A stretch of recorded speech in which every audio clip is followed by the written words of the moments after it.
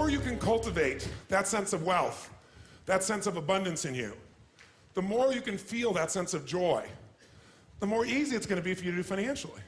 Because you're not going to be in this scarce, fearful mode. Now, that's not enough by itself. You can have this great sense of abundance and do the wrong mechanics and be a disaster. True or false? But if I had to have an area to get you started with, you want to have the emotion and psychological strength, because that's going to carry you through when the mechanics are boring or frustrating, or when things aren't working out. Your emotion, your psychology is what will carry you. It'll get you to keep doing it. Everyone knows, if you've done any studies, Dr. Seligman is very famous for doing studies on optimism. And in those studies, you know what he found out? People that are pessimists are much more realistic. They're much more accurate.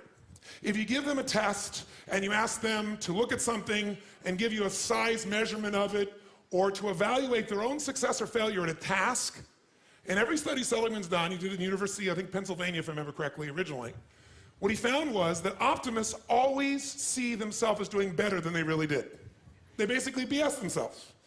What happens to pessimists, they're 10 times more accurate. But here's what he found out. What he found out is because the people who are accurate never push themselves because they know it's never going to work anyway. Whereas the optimist sees it better than it is, so they keep doing it. Because they have the illusion they did well, I'll do even better next time.